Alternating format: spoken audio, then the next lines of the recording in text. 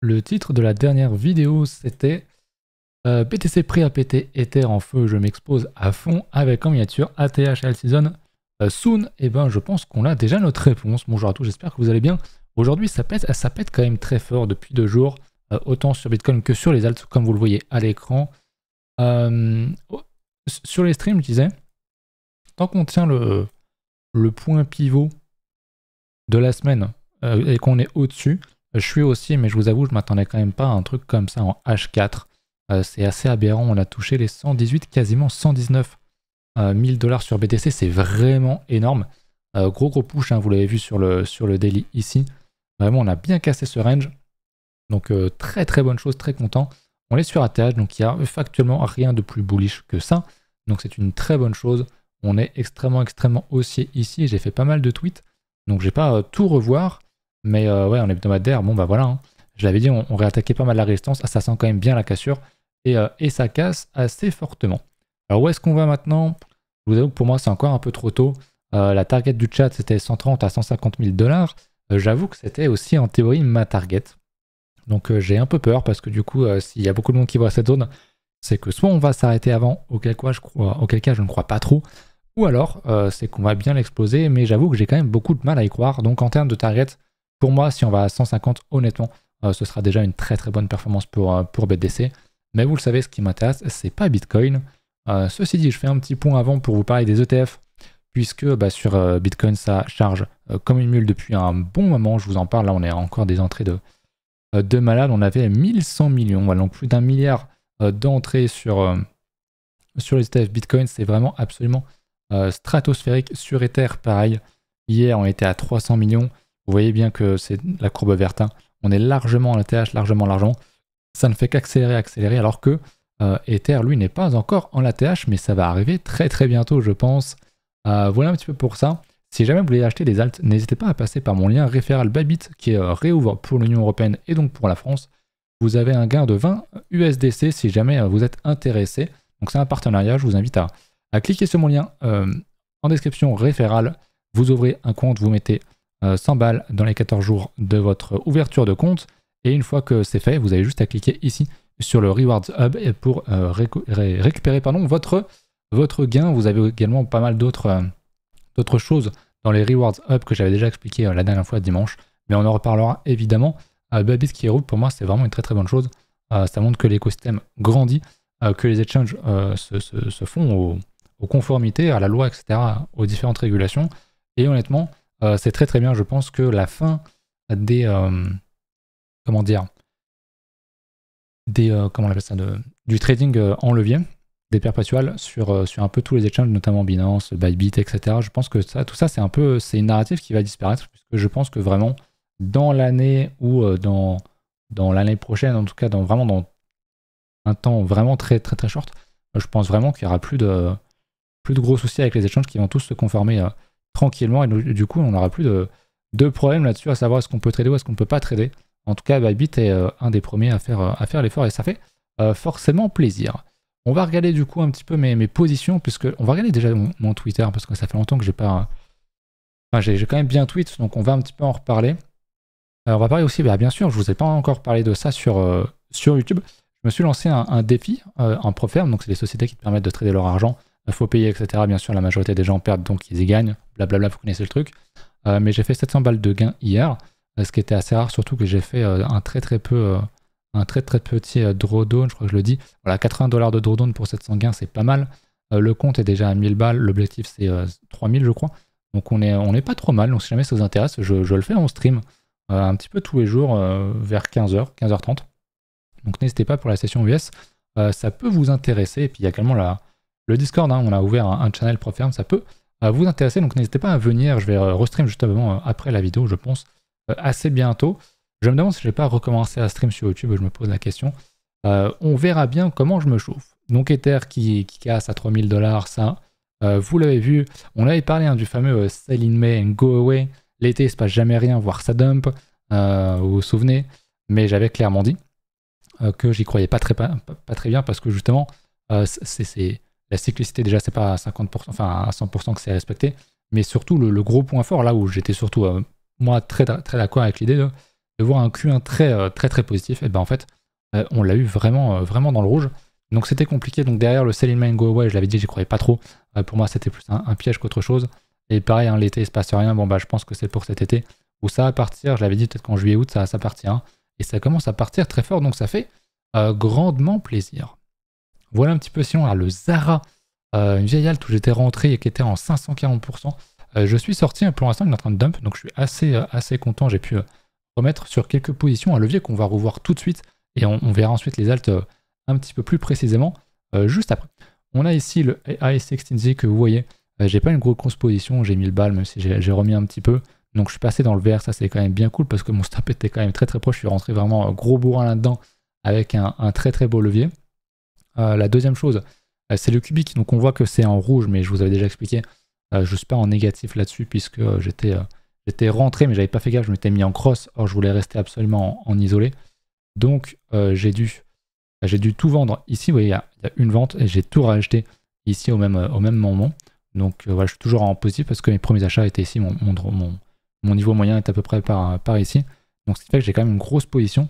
Voilà, mais on est bien. L'alt n'a pas beaucoup dump. Donc c'est un truc, pareil, je suis assez confiant à la chose. Mais j'avais oublié une alt que je vous avais pas reparlé depuis un petit moment. C'était le fameux IO. Je vais me remettre en daily. Parce qu'en fait, on était passé pas loin de mon SL. Ici, moi, que le SL est maintenant à 57 et quelques. Mais il était un peu plus bas parce que j'ai racheté là aujourd'hui ou hier. Enfin, et hier. Donc forcément, ça a bougé. Je me suis réexposé encore un peu plus en levier. Mais ce truc-là, je suis quand même bien exposé en marge. On est à 4000. Alors, il faut que je regarde par rapport à l'entrée moyenne, par rapport à mon stop. C'est donc 57 quelque chose. 36% de liquidation. Donc, on est à peu près en x3. Donc, voilà, s'il revient sur ces niveaux de fin d'année, ça fait 350%, ça fait 1000, donc ça fait x10, x11. Ce qui est énorme si jamais ça se fait, si effectivement on a un vrai regain des alts. Mais regardez un petit peu ce qu'on a ici en termes de structure. On a potentiellement, bien sûr, un énorme double bottom. On sait qu'en termes de structure, c'est vraiment quelque chose de très fort, notamment en hebdomadaire. Mais quand on zoome, et là où on est en daily, effectivement, eh ben, on a la même chose ici. On peut voir un double bottom ici, en tout cas une grosse résistance qui casse. Donc pour moi, c'est une entrée qui est vraiment très intéressante sur le IO. Alors idéalement, on vient retester ce niveau-là. Bien sûr, tout ça pour moi est une zone d'achat sur le IO. Et vous le savez, il y a beaucoup d'alts qui ressemblent à ça. Donc c'est vraiment une très bonne chose. Franchement, le IO, là, je suis très content. Je pensais m'être fait liquider, mais en fait, pas du tout. Et c'est une très grosse position. Donc c'est un truc où je peux prendre quelques chiffres. Et enfin, le frérot Ether, comme j'aime bien l'appeler. C'est pareil, hein, j'étais rentré ici. Donc on était à 1500. Je vous l'avais dit, c'est très ballsy et tout. En x4. Je regarde parce qu'en vrai, j'avais hésité à mettre beaucoup plus. Mais bon, ça reste Ether. Voilà, il était quand même pas très beau. Donc je suis entré en x4, j'ai TP 30% à peu près du bag. Ici pour remettre immédiatement en x5, donc pour augmenter mon exposition tout simplement sur la réintégration, sur la déviation qu'on avait ici, sur la réintégration. Et j'ai très bien fait, puisque ça pousse pas mal. Vous voyez que en total, alors c'est pour ça que j'ai déjà 1400 de Realized PNL, parce que c'est les fameux 30% que j'avais pris, à peu près 30 ou 40, je sais plus. Combien est-ce que c'était exactement? Et je me suis re-exposé. Vous voyez que le PNL actuellement est encore de 7000. Donc en plus des 1004, j'ai 7000 à prendre. Et donc si tu cumules les deux, bah, ça fait une position à 11 500 comme on voit ici. Donc c'est pas trop mal. Ether, je le vois aller franchement beaucoup plus haut. On va regarder ça d'ailleurs de suite au niveau des alts. Ethereum qui est ici. Ether, je vous le dis. Pour moi, là, le piège sur les alts et sur le marché, c'est de vouloir TP absolument. Je pense qu'il y en a beaucoup qui vont TP trop tôt. Alors qu'on fait quand même des très belles structures. Certaines alts préparent des très grosses structures. Donc peut-être que cette semaine, la semaine prochaine, peut-être que pendant 2 semaines, ça va être rouge ou RNG, etc. Mais je pense vraiment que ça peut bien péter. Donc voilà, Ether, je vais me remettre en hebdomadaire. On est très proche du fameux pivot annuel, qui est donc à 3180$. Je me suis réexposé en dessous quand même. C'est pas un souci, on était vraiment très bien quand je suis rentré ici. Mais je pense vraiment que les 4000, on y va. Et c'est sûr et certain, moi je vais pas prendre de profit avant les 4000. J'aimerais vraiment que Ether surperfe pas mal les autres alts, qu'il aille chercher les 4000, etc. Que je puisse reprendre des profits et remettre un petit peu sur les autres alts. Ça serait vraiment le plan idéal, mais ça reste quand même une très belle position. Donc je vais pas non plus trop faire le fou. Mais très clairement, les 4000$, je vais pas TP 100% du bordel. Si je TP, c'est 20-30% grand max, parce que moi je pense vraiment que les 4000, on va les détruire. Vraiment, on va aller là-dessus et je pense vraiment qu'on va casser assez fort. Je pense qu'il y a beaucoup de gens qui vont se dire, c'est une grosse résistance, etc. Bon, vous savez ce que je vais vous dire, hein, plus on tape une résistance ou un support, plus la chance de casser et plus ça risque d'être violent. On est déjà à 3 touchettes sur ce niveau-là. La 4e ou la 5e, elle va casser, ça va aller assez vite à mon avis. Et ma target, c'est plutôt d'aller viser les 6000, donc sur un attach, 6 à 7000. Je pense que c'est pas impossible qu'on aille chercher les 10 000. J'avais à l'époque une grosse target à plutôt 14 à 20 000 et quelques. Je mise pas là-dessus très clairement, mais je pense que les 6 000 sont largement atteignables et très clairement dans cette box-là, je vais prendre beaucoup de profit. Encore une fois, ça va dépendre du momentum, de la force à laquelle on y va, du temps qu'on prend pour y aller. J'ai déjà expliqué, donc ça va être quelque chose à suivre pour les prochaines semaines, mais c'est quand même sympa. Point intéressant à noter pour vous également, si je regarde Bitcoin, mais c'est la même chose sur Ether, on est donc sur un ATH, et qu'est-ce qu'on voit? Au niveau du funding, il n'y a personne. Il n'y a vraiment personne par rapport, rien que, alors évidemment par rapport au top de 2021, on est loin de ça, mais même par rapport à ce qu'on avait fait très récemment, à chaque fois qu'on avait posé un top, vous voyez que là il y avait un top, là il y avait un top, là il n'y a personne. On est à 7% de funding annualisé, donc c'est-à-dire que si tu rentres en position à l'achat, tu payes 7% annuel. Donc en levier en x2. Donc c'est quand même très large. On a vu des niveaux annualisés qui ont posé des tops. On était ici, on était à plus de 100%. On était à 136%. C'était vraiment très con. Et sur Ether, c'est la même chose. On remonte. Et qu'est-ce qu'on voit? Il n'y a aucun funding. Il n'y a vraiment personne dans le marché. Le marché, elle avait ce que je disais, j'avais fait un tweet. Dès qu'on repasse à plus de 100 en stream sur Twitch, bon, vous savez qu'il faut commencer à prendre des profits. Parce que là, on est 20, 30. Alors je fais moins de crypto, je fais plus du marché trading, etc. Donc il y a moins de monde, mais même il y a globalement quand même moins de monde. Ça c'est un fait très clair. Voilà un petit peu pour ça. Point à noter également au niveau des alts, au niveau du funding. Je l'ai déjà montré, mais il n'y a absolument rien. Il n'y a plus personne, il n'y a plus rien. On est très loin des zones qui ont posé des gros tops. Les fundings sur les alts sont soit négatifs. D'ailleurs c'est ce que j'avais sur le IO je crois, parce que voilà, ici on voit que j'ai un PNL qui est dans le vert, mais j'ai jamais rien TP. C'est simplement parce que le funding ici est complètement négatif. Et donc comme je suis à l'achat, je suis payé pour être à l'achat. Donc j'ai déjà pris 300 balles gratos qui vont redescendre, qui vont repasser à 0, voire dans le négatif dès qu'on va remonter fortement sur les alts. Mais c'est pas très grave, ça fait quand même toujours bien plaisir. On est à 1,3 milliard de dollars de liquidation. Je crois que c'est un record ou pas loin d'un record sur les dernières 24 heures sur le marché crypto. C'est vraiment énorme. On a liquidé un nombre de shorts vraiment phénoménal. C'est vraiment très impressionnant. Honnêtement, c'est super. Honnêtement, je pense vraiment qu'il y a beaucoup de gens qui ne s'en remettront pas, entre guillemets. Il y a beaucoup de gens qui sont sideline, donc à côté, qui ne sont pas dans le marché. On l'a vu, j'en ai déjà parlé en commentaire, il y a moins de monde, il y a beaucoup de gens qui, bon, c'était l'été, ça va dump, donc je reviendrai à la rentrée pour acheter. J'avais dit attention à ce phénomène, je ne vais pas y revenir, mais le fait est que pour l'instant, ça me donne raison, donc je suis assez content. Voilà un petit peu pour les positions. On me demandait, il y a une question dans les commentaires, c'était quelle est ta target sur le cubic, il me semble. Donc je vais revenir sur le cubic. Ici, c'est sur MEX. Alors, tous les exchanges que je montre, évidemment, j'ai un lien référent en description. Vous avez une réduction de fees, donc n'hésitez pas à cliquer là-dessus. En ce moment, il y a une grosse promo, une belle promo pour le retour de Bybit, donc n'hésitez pas non plus. Ça me soutiendrait, ça soutiendrait énormément la chaîne. Donc je vous en remercie. Je sais que certains m'avaient déjà dit, je passerai par ton lien. Donc n'hésitez pas, c'est l'occasion. Mais du coup, sur Cubic, on va se mettre en hebdomadaire. En termes de... on va enlever toutes ces flèches, on va regarder plutôt directement sur TradingView. C'est quand même bien pratique pour les analyses. Cubic, il est là. Cubic qui remonte un petit peu, c'est cool. Alors Cubic, le truc, c'est que en termes de target maximal, c'est compliqué à dire puisque le top est quand même très récent. C'était en novembre, donc c'est une algue qui est très récente. C'est assez compliqué. Je crois qu'il y avait un autre top. Ah oui, si, voilà. La TH était ici, my bad. Je l'avais déjà tracé. Pour la TH, il y a quand même 600%. Honnêtement, revoir la TH, ce serait déjà pas mal. Moi, je suis déjà en levier, donc je vais peut-être pas attendre aussi longtemps. Mais c'est pareil. Globalement, comme tout le marché est corrélé, je vais plutôt regarder sur Ether, sur les indices que j'ai pas encore regardé aujourd'hui. Et sur tout ça pour me dire, ok, aussi en termes de temporalité, où est-ce qu'on en est, très franchement. Donc le cubic, très précisément, je sais pas. J'aimerais qu'on fasse un gros mouvement, qu'on ait un stop. Et qu'on reparte, et là je me dis, ok, j'ai un bottom, j'ai un plus haut, je peux tracer une extension, j'ai une zone dans cette zone-là, donc ça je surveille. Par exemple, voilà, c'est quelque chose que je pourrais faire pour l'instant. C'est très compliqué, je vois quand même l'ancien ATH qui n'était pas listé avant sur les gros exchanges. Donc il apparaît pas ici. Mais ouais, pour moi, je pense vraiment qu'on a largement les capacités d'aller chercher le plus haut de décembre, donc de fin 2024, et d'aller plus haut. Maintenant, comme j'ai dit, c'est pas forcément la giga target que je vais attendre. Je vais pas attendre peut-être de prendre des profits une fois qu'on sera là ou une fois qu'on sera beaucoup plus haut. Je vais prendre petit à petit dans tous les cas, mais je pense que voilà, pour quelques semaines, quelques mois, je vais quand même me forcer à pas prendre trop de profit, ou quelques pourcents. Mais voilà, faudra quand même pas tomber dans le piège de vendre trop tôt, parce que quand la alt season arrive, ça peut être très très fort, vous le savez. Donc malheureusement pas vraiment de target pour Cubic pour l'instant, j'attends encore un petit peu de temps. Le Zara du coup, je l'avais dit, hein, qui a bien pump, qui était en 500% et quelques. Moi je suis sorti, j'étais en 450, un truc comme ça, j'étais ici, donc très content.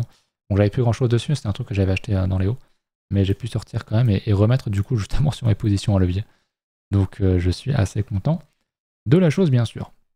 Au niveau des alts et de tout ce qui va être dominance aussi, on casse enfin cette zone, on a enfin un début de droit au bonheur sur la dominance Bitcoin qui tombe.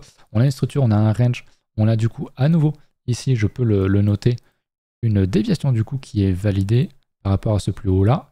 On voit qu'on fait une petite mèche au-dessus, enfin deux bougies, et on réintègre très vite. C'est donc une déviation. Une déviation au top, comme ceci. On rezoome en daily, donc c'est une très bonne chose, hein. C'est quelque chose de très agressif à la baisse. Mais si ça pousse bien, ça peut vraiment propulser les alts assez fortement à la hausse, donc c'est cool. En plus, on repasse sous le pivot du mois de juillet, donc c'est très bien. Pour une fois, c'est la première fois qu'on est vraiment en dessous d'un pivot. On l'avait fait ici, mais tout le reste, on était vraiment tout le temps au-dessus. C'était vraiment aberrant. Le pivot annuel, je pense qu'il est vraiment très bas. Bon, voilà, c'est pas forcément quelque chose qu'on va aller chercher tout de suite. Mais on s'en fout un petit peu pour l'instant. Mais effectivement, pour l'instant, c'est bien. Alors, ce que je surveille surtout, c'est ce fameux niveau des 61%, là où le casson deviendra mouillé, bien sûr.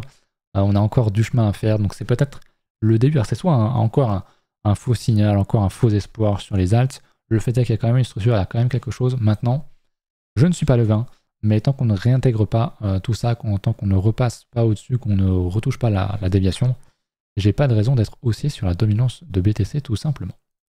On va regarder du coup au niveau des alts. Bon, du coup, Ether face à BTC a repris énormément de force. Il est sur résistance actuellement. Mais ce qu'on va regarder, ce qui nous intéresse tous, c'est évidemment les alts. Et donc le Others, je vais enlever le pivot, je vais en mettre en hebdo. Du coup, j'avais dit une structure très haussière sur les alts. On avait simplement beaucoup retesté. Le vrai niveau que je vais voir casser, c'est celui-ci. Là où j'ai mon curseur, donc 300 milliards. Donc potentiel, un petit peu comme ce que j'avais montré sur je sais plus quel alt, sur IO je crois. Potentiel gros double bottom en hebdo.